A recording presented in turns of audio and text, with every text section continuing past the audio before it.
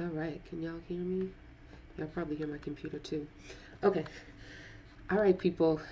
I don't have a long time because I was trying to set up my audio recorder because I want to experiment with recording the audio of this so that you can listen back just with the audio, like podcast kind of, if you don't really have the time to sit down and look at a video. So, we're already 4 days into April, and I wasn't able to record this last week, so I'm getting to it a little bit late. And this month really starts in full effect. So I'm going to do what I usually do. I'm going to kind of go week by week and give you the big picture overview, starting with what the main events are this month, and then we'll break down week by week. I don't give too much details in this video because the video will end up being like 2 hours long. But what I do is every week on Twitter, I start a new thread of tweets called the People's Weekly Forecast. And all of the astrological events and configurations that I mentioned in this video, I talk about them in great detail and contextualize them with the larger cycles that they're a part of so that you can go back in time and look and see what was going on in your life when particular cycles began or ended and see how it relates to now. So this month, the biggest deal is that Mercury stations direct. Mercury has been retrograde. It feels like forever. I don't even know. March 22nd. That feels like 3 months ago, but it was really only like 3 weeks ago. Anyways, Mercury stationed retrograde March 22nd, and it's going to station direct on April 15th. And one of the primary features of this particular Mercury retrograde is kind of twofold. Is that Mercury is in the sign of its detriment and fall. And I'll talk a teeny bit about what that is, but I did go into great detail in the March forecast about that. But Mercury's in the sign of its detriment and fall, which is Pisces. And Mercury makes 3 squares with Saturn um, during the time that it's retrograde or during this transit through Pisces and the retrograde shadow, etc., which is really fascinating because the last Mercury retrograde we had was in Sidereal Scorpio and Sagittarius in December 2017 and January 2018, excuse me. And during that time, Mercury actually was conjunct Saturn in Sagittarius 3 times. So I find that really an interesting connection to what we're dealing with now. Let's see, other major themes this month is that Saturn stations retrograde, and that's a really big deal because Saturn's been sitting at the degree or pretty close to where it will station retrograde for weeks now, and all of the planets transiting through Pisces, the Sun, Mercury, and Venus have all taken turns squaring Saturn. And Mars has just recently made its biannual conjunction with Saturn in Sagittarius. Other than that, Venus enters the sign of its domicile, which is Taurus, on April 19th. And the other big thing, which I will talk about a lot in this video, is that Venus entered Aries on the 26th of March. And one of the really defining features of that particular transit is an opposition with Jupiter. So I'm going to be talking about that cycle, and you definitely want to hear what I have to say about that because it's kind of a big deal. So let's go week by week. This first week of April really started off with a bang. April 2nd, there was a conjunction between Mars and Saturn, and I did a really long thread on that on Twitter going back to the dates of this larger cycle. So anytime we see two planets conjunct, with the exception of the Sun and Mercury and Venus, we know that those two planets have gone through a synodic cycle.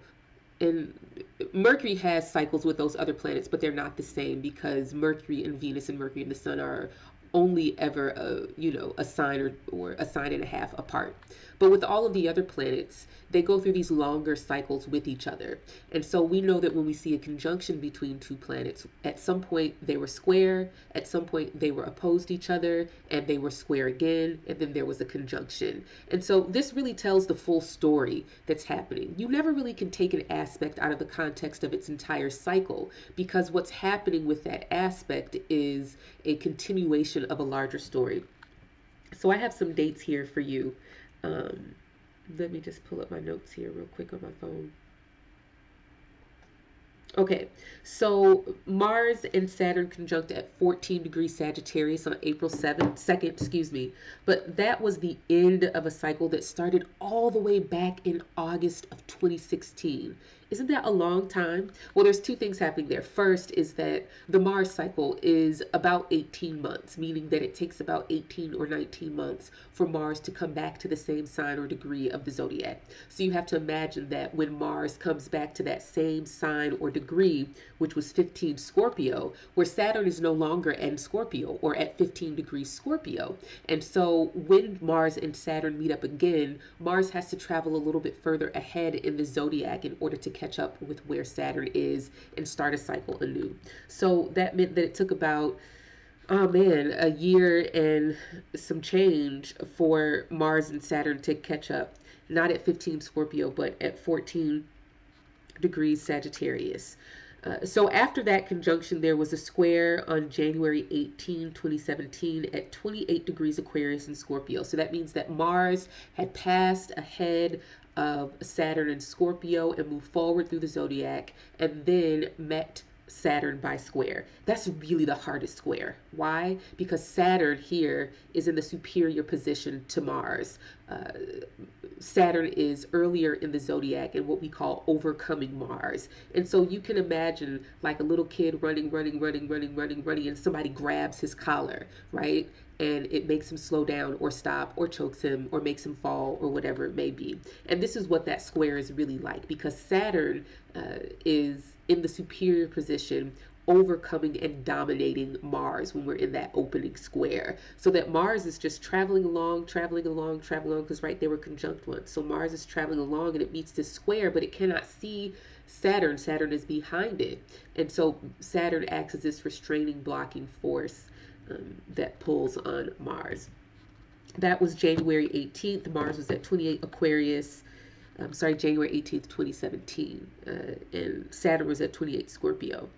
On May 29th, 2017, there was an opposition. By that time, Saturn had moved forward into Sagittarius, so that when Mars met Saturn by opposition, it had to progress all the way into Gemini. So we started here, here, and now here's that opposition, right? And oppositions are always about moderation and finding the balance between extremes and really having to go back and forth and figure out where that middle fulcrum point is. And Gemini and Sagittarius are important signs this year.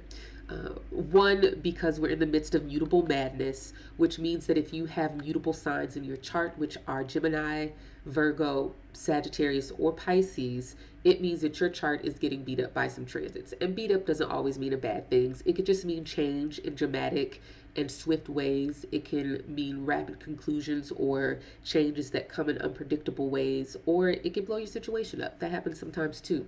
But Gemini and Sagittarius are important for two reasons. Well, three, because we already talked about the mutable madness. Number two is because Saturn is in Sagittarius. So this is a long-term transit that doesn't end until January 2020. So we have like another year and a half of this transit to go. So if you have planets in Gemini and Sagittarius or Virgo and Pisces, then this Saturn transit is a big deal for you. And then the third reason why Gemini and Sagittarius are important signs, and I think this is the biggest one, is because the eclipses beginning in July, I believe it's the 12th of July 2018, the eclipses move into Gemini and Sagittarius. And so if you are Gemini rising or Sagittarius rising, if you are Gemini sun, moon, Venus, or even Saturn, any planet, these eclipses are going to be important for you. But if you have angles, like if you are Virgo rising, Gemini rising, Pisces rising, Sag rising, and Gemini and Sagittarius fall in houses 1 and 7 or 10 and 4, or along the midheaven IC axis, and that can happen even if you are like what? Uh, shoot. What comes after Virgo? Scorpio rising. And that can be in like your ninth. No, that's not right. Libra rising. That can be in your ninth and your third house, that midheaven IC axis. Or if you are Aquarius rising, Sagittarius can be in your 11th and fifth house axis, where that midheaven is, not necessarily the signs and whole sign houses. But anyways, so these eclipses are moving there. And when we have things happening in those signs, like a Mars and Saturn conjunction, which happened on April 2nd, we know that we're getting a prelude. We're laying down the foundation. We're putting a rut in the road so that when those eclipses come, there is already work having been done in those signs, and the eclipses come to further progress those stories. So you need to be thinking about what is going on in your Gemini and Sagittarius houses, because that Mars Saturn conjunction is laying the way for the first of eclipses in Gemini and Sagittarius, which is in July. All right, so let's finish up our story here. We've got October 10th, again, 28 degrees Leo and Scorpio. 28 degrees, meaning of the fixed signs, was the big deal. There was that closing square with Mars and Leo and Saturn and Scorpio. And that was a really, really, really tense and tenuous time because of the Las Vegas massacre that happened at that time. And there was just so many things happening in the news with violence and airplane crashes and bombs and missiles and nuclear threats and all of those things, which are really indicative of that Leo Scorpio square. You know, we're talking about Leo, which is our self-concept, and male leaders.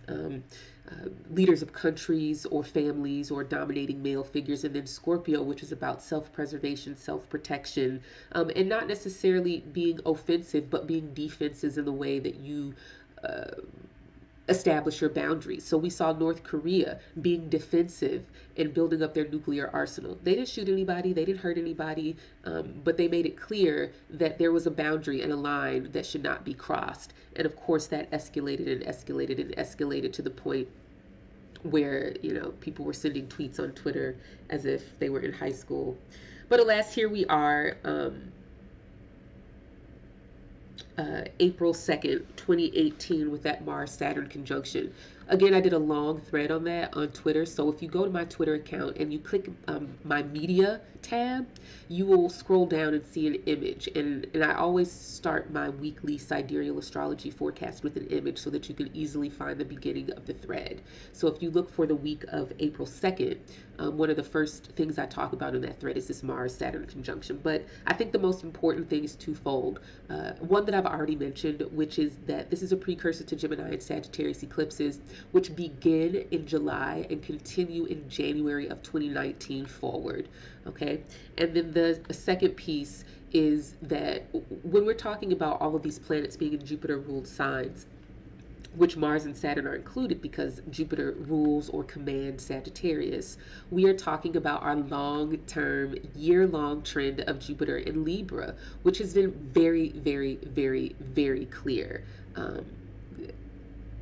I have my little ways of proselytizing and persuading people to switch to sidereal because it's just logical and consistent and it makes sense. I don't see any tropical explanation for why women have taken the lead in demanding justice, right? I don't see any explanation for that in tropical. People can talk about Saturn and Capricorn and upending systems and showing cracks and foundations, but this is a little bit more specific than that, right? We've got Time's Up and Me Too, but Time's Up in particular, which is actually using the glyph that is representative of Libra, which is the scales. I mean, you cannot make this stuff up. But since September 11, 2017, Jupiter has been in sidereal Libra. And so this idea and this reality that justice is not something that happens as a matter of consequence or karma. Justice is something that must be enforced, right? And this is one of the ideas or trends of Libra. And as a cardinal sign, all cardinal signs enforce. And so Libra does not accept that justice is something that will just come due to the consequences of someone's wrongdoing. Libra, as the enforcer of justice, says that justice needs a actor. Someone must be the entity that enforces and demands justice. And when we're talking about Jupiter in Libra, which Libra is a Venus commanded sign, we know that Venus represents women. And so we have a very literal manifestation of this year-long trend of women demanding justice, of women taking the lead in movements. We saw during March that there was really this convergence when the Sun, Mercury, Venus, Mars, and Jupiter, I'm sorry, and Saturn, not Jupiter, were all in Jupiter ruled signs, Pisces and Sagittarius. And we saw the March for Our Lives converging with women at the helm and still with the Me Too and Time's Up movements, right? So this is what we're really dealing with, at least until October 10th, when Jupiter enters Scorpio. And so the tone and the timbre and the trend is going to change. And you know that I'm not going to leave you hanging, and that I'm going to talk a lot about Jupiter and Scorpio because the change is going to be palpable. I mean, you're going to be able to feel it in the air and in your lives and see how things change. Okay, so this new Mars Saturn cycle goes all the way, you won't believe this, it goes all the way until March of 2020. So that's a solid 2 year time period. Where once we get to March 31st of 2020, we are in a Mars Saturn conjunction in Capricorn. Now, that's a big deal though, because that in 2020 will be the next time that Mars is in Capricorn after the retrograde this summer. Now, that doesn't happen until May 1st, excuse me, but I think it's important to note that this Mars transit from May 1st until November 5th, Mars in Capricorn, is really our, oh man, if you could have like a prelude that really lays out the land for the Saturn in Capricorn transit, for the Jupiter in Capricorn transit, for the Jupiter Saturn conjunction that happens in 2021, and for the continued eclipses in Cancer and Capricorn, this summer is it. This summer is a big deal, big deal, big deal, big deal. I don't want to spend too much time on that though, because we got a little bit more to talk about. So let's go back to April. That Mars Saturn conjunction really, really, really is a defining factor of this month. And Mars is going to be in Sagittarius until May 1st. So we still have these planets in the same sign, still answering to Jupiter and Libra and all of those things that Jupiter and Libra has portended for us.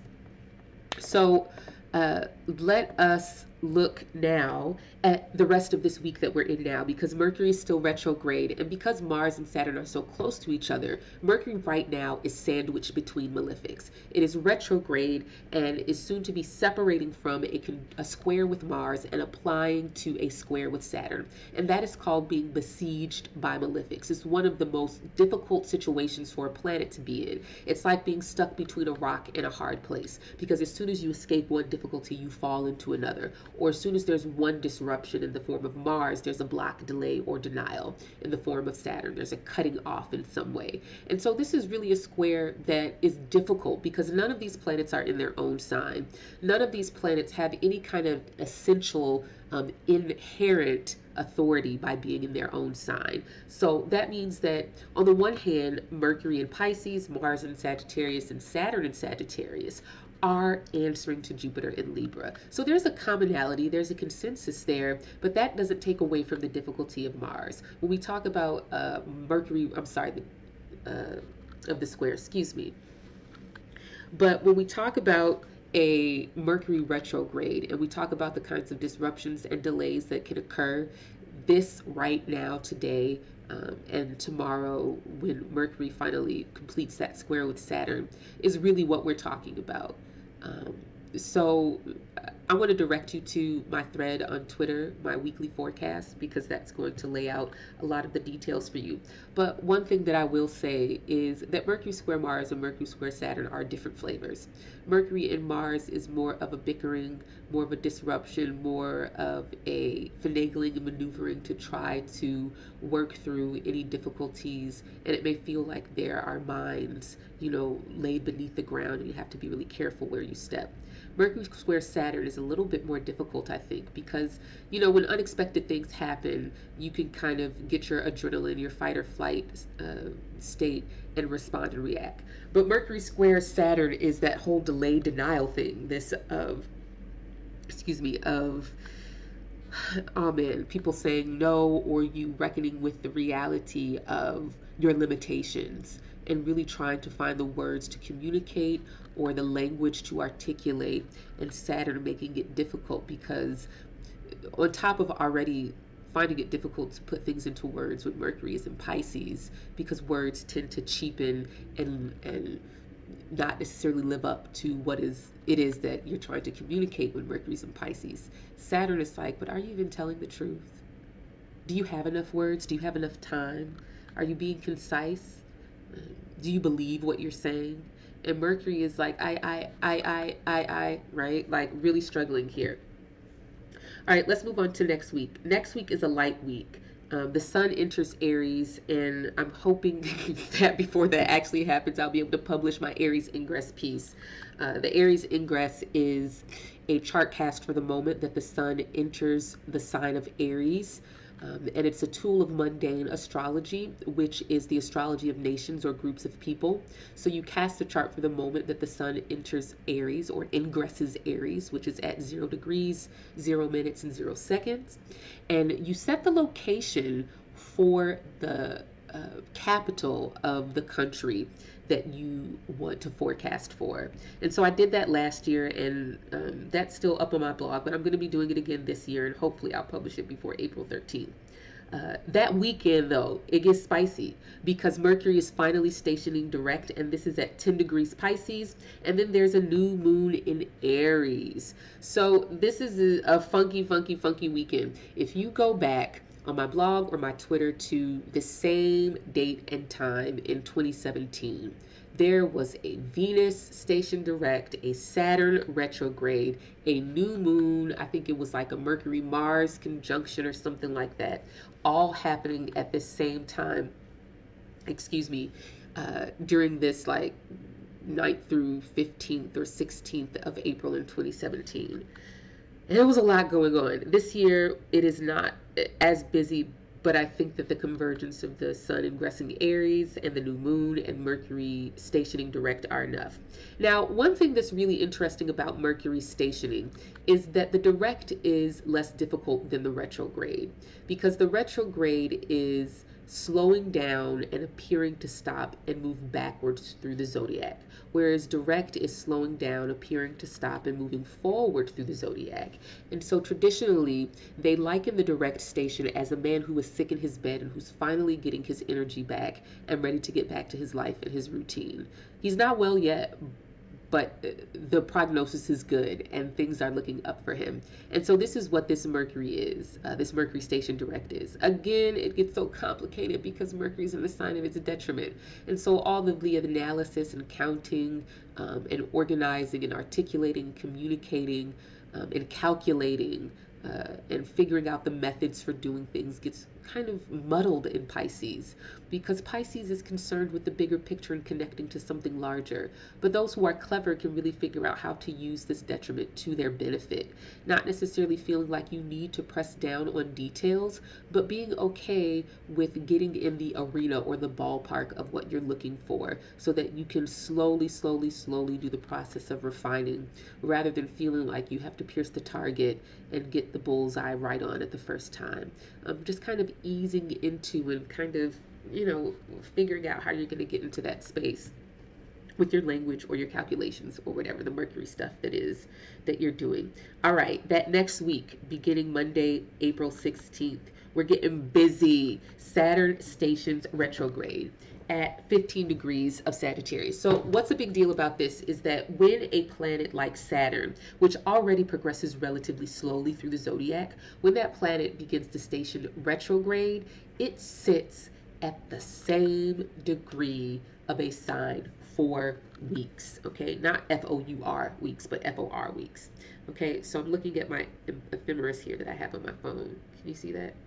Okay, I'm looking at my ephemeris to tell you how long Saturn has been within this degree. Okay, Saturn reached 14 degrees of Sagittarius on March 14th, and it will remain inside the 14th degree until April 11th. So that's a month at 1 degree, whereas it usually moves through about 3 or 2 degrees, 2.5 to 3 degrees in a month. So then once Saturn finally gets to the 15th degree of Sagittarius, and this is on April 17th, no, April 10th or 11th, it will be within that 15, because it's at 15 degrees 2 minutes, so it's barely into the 15th, or really technically 16th degree, but it's going to be within 14, 15 degrees until May 24th. So that's like 8 weeks of Saturn sitting at the same degree, within the same, 1 degree. Woo! And then, of course, like Mars has already conjunct Saturn while it's there. The Sun is squared. Mercury is squaring again. Um, Tomorrow. Then it squares one more time after that. Lord help us. Is that right? Let me pull up my little graphic here, y'all.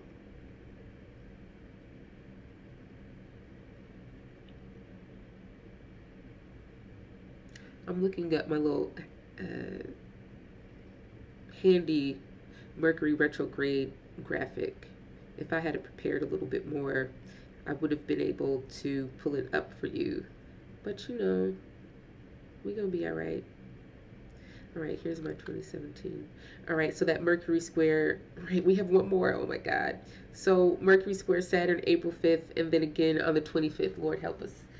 But yeah, so Mercury, Saturn's just sitting there like a brick in the road, that can't be moved, and you just have to kind of walk around it or roll over it really slow, like it's a speed hump, and figure out how to deal with Saturn and Sagittarius. Let's take this moment to talk a little bit about Saturn and Sagittarius.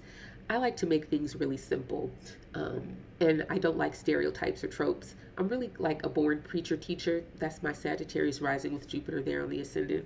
And so when I talk about planets and I talk about these long-term themes, I like to come up with like phrases that could be like the titles of sermons. So, for Jupiter and Libra, you'll see me tweet a lot. Jupiter and Libra means justice for and by women, right? That's just really succinctly like makes it tight, and your mind can go so many places with that. But for Saturn and Sagittarius, which really began in January of 2017, my sermonette or sermon title for that is Making My Life a Living Testimony of What I Say I Believe. Right? So this is about, don't talk about it, be about it. Right? What are the limits of your personal convictions? How does you stepping into authority in your own life honor what you say you believe?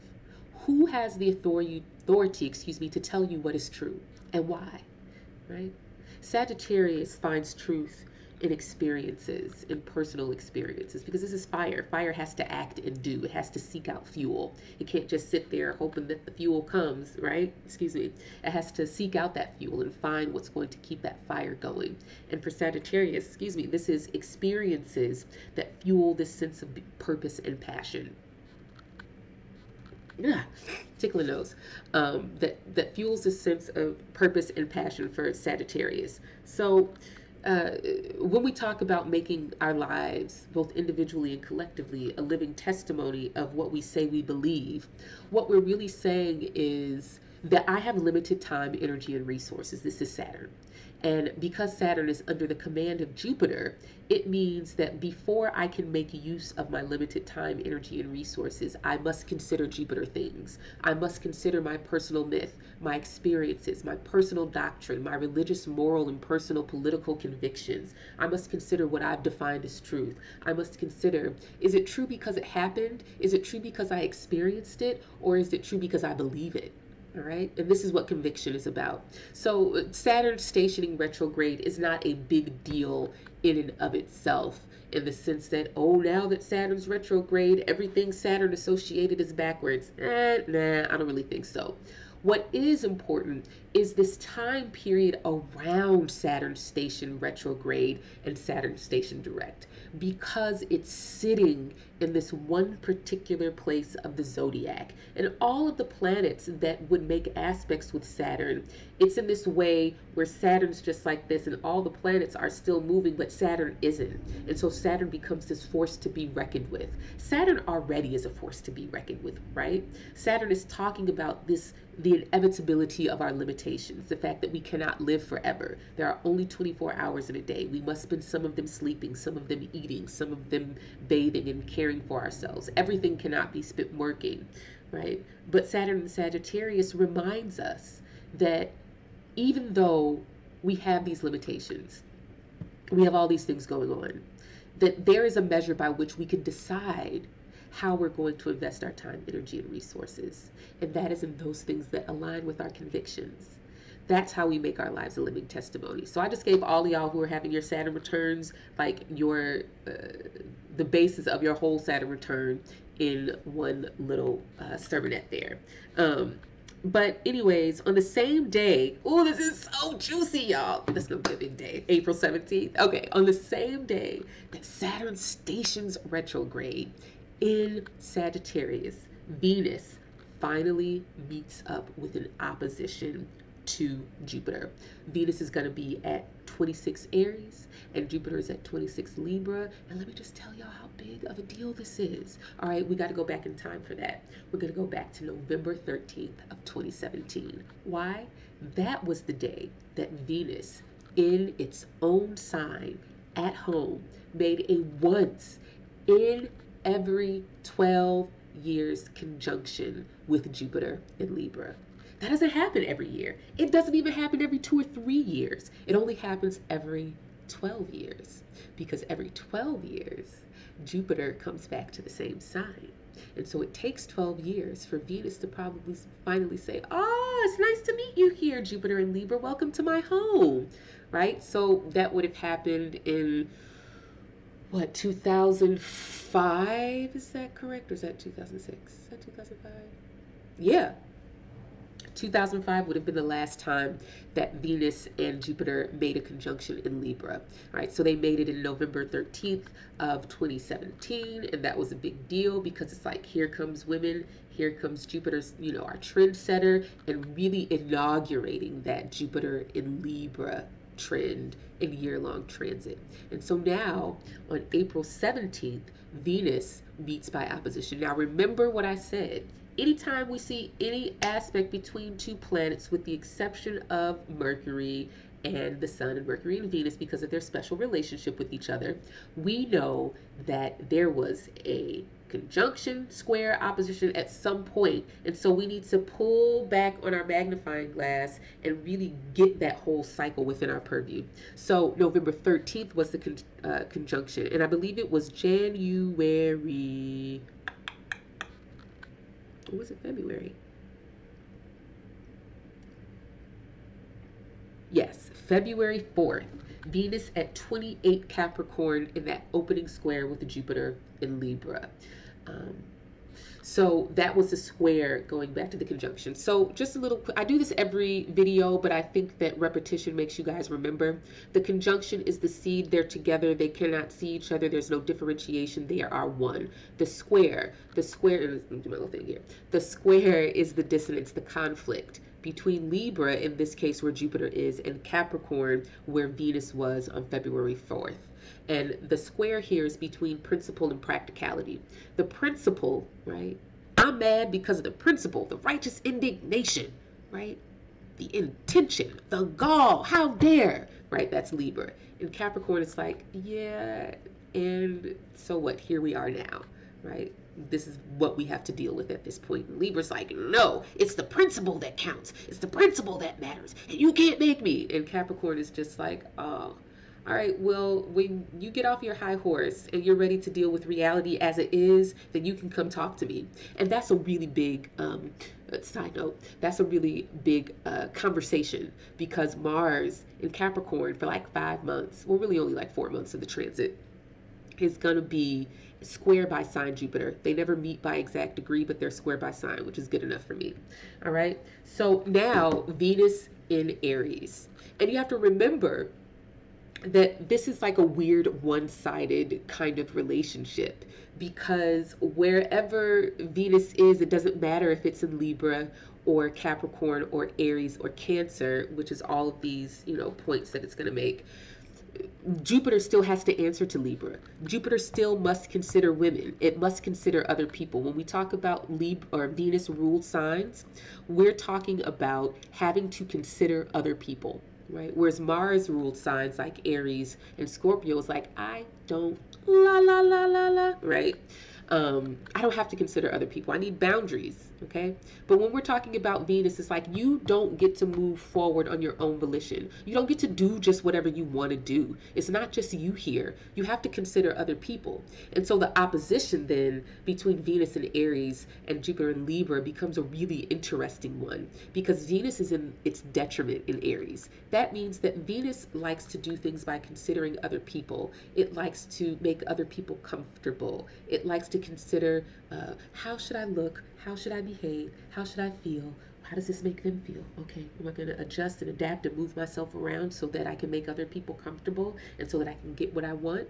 But before Venus and Aries can do all of that, it has to consider Mars. So that doesn't mean that Venus all of a sudden doesn't care about relationships and other people and making other people comfortable and convenient. No, Venus still has that task and agenda. But now, if we're talking about a hierarchy of command or a command order, that gets moved down and it has to do Mars stuff. Not do Mars stuff, but consider Mars stuff. And so when Venus is in Aries, Venus has to consider what Mars wants. Mars doesn't care about other people. Mars does not take consideration. It acts on the passion and impulse. And so that's one of the essences of the opposition between Venus and Aries and Jupiter and Libra, or just Aries and Libra in general. That Aries is about the passion and the impulse. Remember, we're talking about a fire sign, and fire signs need fuel. They need something to keep the fire burning, otherwise they burn out, and they have to take action to do that. And so fire signs represent the actions that we take in the different ways or manners, okay? But Libra is air sign, and it rises above, and it's objective, and it separates itself, and it gets perspective, and it has time to consider. It separates itself from its own passion so that it can consider the best course of action.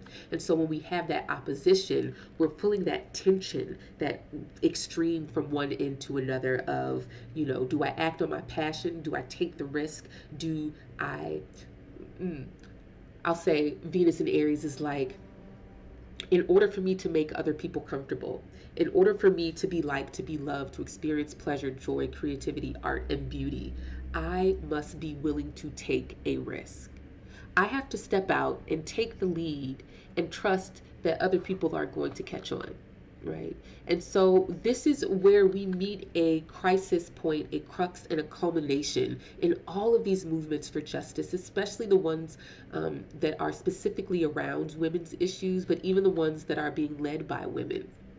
I'm thinking of Emma Gonzalez and the March for Our Lives and all of that stuff movement. But this is where we meet a culmination of some kind, where we realize that somebody has to step out and take a risk. We're so concerned with following the rules and the principle of the thing and being objective and considering all viewpoints and not considering them because you think they're valid. That's not Libra. Libra doesn't consider all viewpoints. It's like, yeah, I can see how that can work. Yeah, this is an intellectual exercise. Libra is an air sign, so it's not identifying with all of the perspectives. It's understanding the intention and how someone can come to the conclusion, not necessarily adopting it for themselves. And that's where people get Libra switched up, right? When you think of a judge, right, who is needing to make a decision by considering all the evidence, he's not identifying with either of these people and saying, well, I'm on your side, I like you, you're right. No. What he's saying is, does the evidence line up?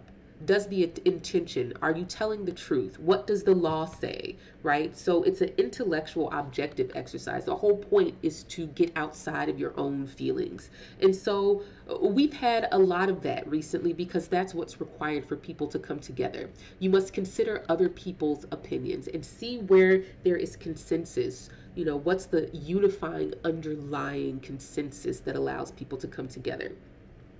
And so Venus in Aries represents a few things. It represents that one person who says, you know what, F it.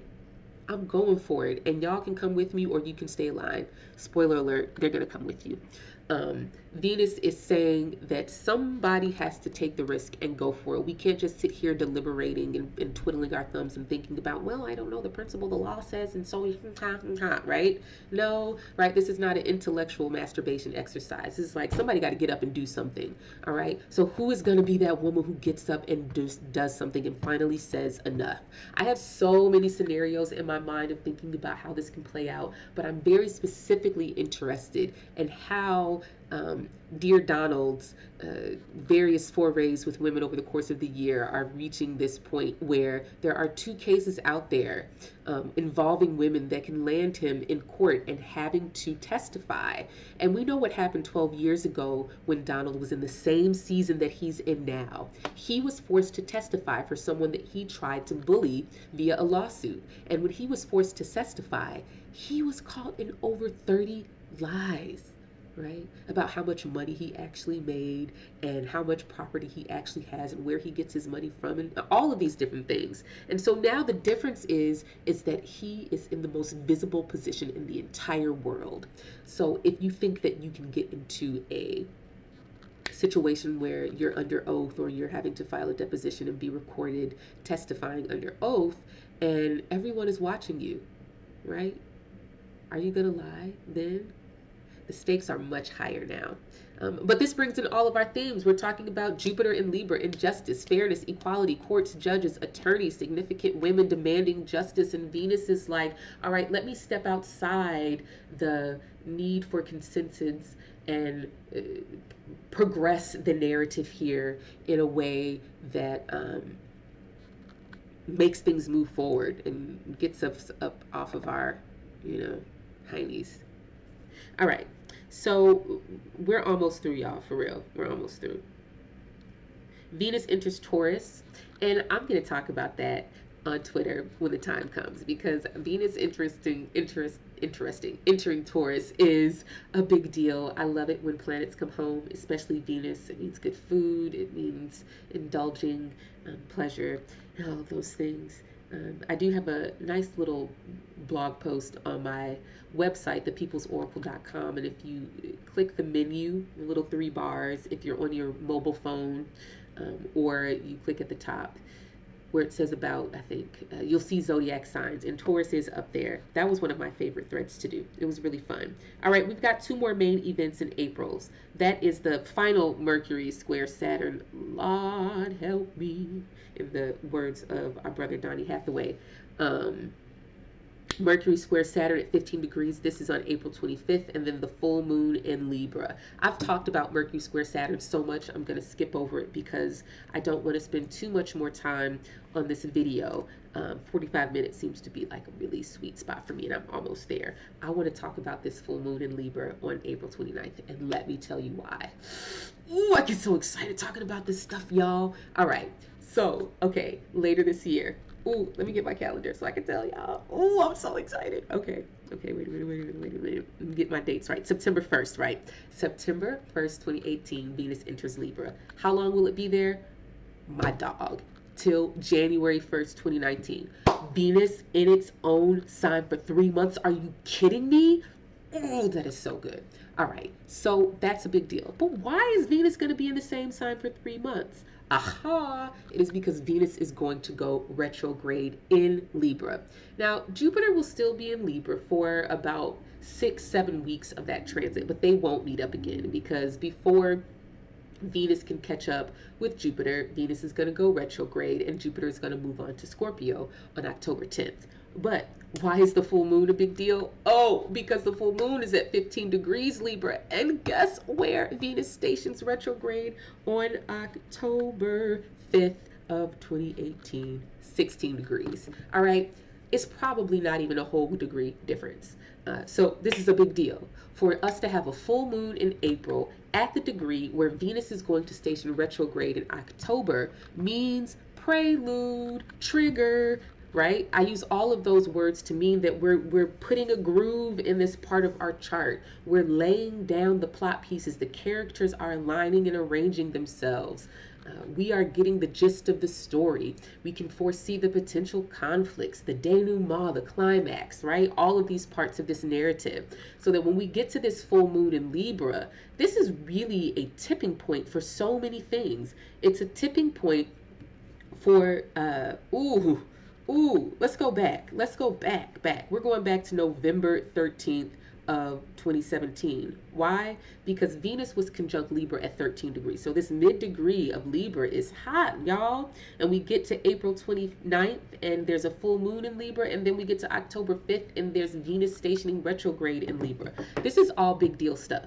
If you have my 2018 Sidereal Astrology Guide, which is part calendar, part planner, part journal, then you need to be paying attention to your Libra house. I know there's so much stuff going on astrologically, but there's in your life too, right? Some of you all are moving, you're into new jobs, you're dealing with health issues, you got relationships, situationships, graduating, figuring out if you're going to go to grad school or not. This is the life. This is the stuff of adulting, real life, right? What are you going to do with your life? And astrology is here to help you identify the time and season that you're in. Jupiter in Libra means all of our Libra houses are hot. What's your Libra house, right? I did that in another video, so I'll share it on Facebook, or you can look through my videos here where I talk about Venus and Jupiter in Libra. You want to look at that because it's going to help you identify which of your houses is a Libra house. But I also have a essay on Jupiter and Libra. It's like 4,000 words, and you can get it on thepeoplesoracle.com. But all of this to say is that Venus retrograde in Libra is a huge deal, and we've been living it. We have been laying the groundwork for that retrograde since Jupiter entered Libra on September 11th, 2017. So by the end of this month, when we get to that full moon in Libra, it's going to be like, oh, wow. Okay, that's what's happening. All right, I see it. So I would not be surprised if there are some important litigation, testimonies, legal stuff, women coming out of the woodwork, and we think that we have know some stuff, but we don't really know some stuff. Social media, right?